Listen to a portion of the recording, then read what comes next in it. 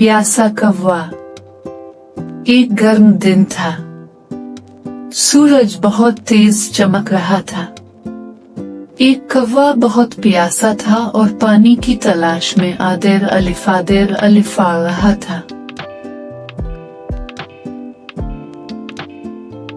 काफी देर तलाश करने के बाद उसे एक बाग में पानी का एक घड़ा नजर आया।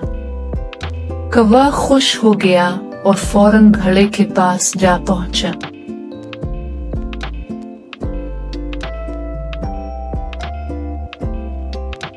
लेकिन जब इसने घड़े के अंदर झांका तो देखा कि पानी बहुत नीचे है और उसकी चोंच वहां तक नहीं पहुंच सकती।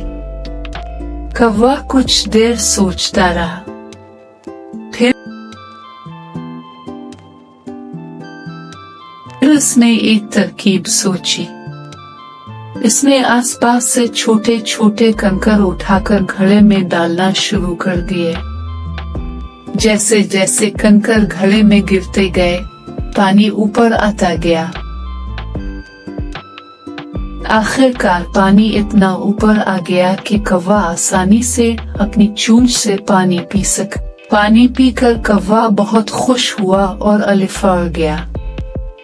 सबक: अक्ल और मेहनत से मुश्किल मसले भी हल हो सकते हैं।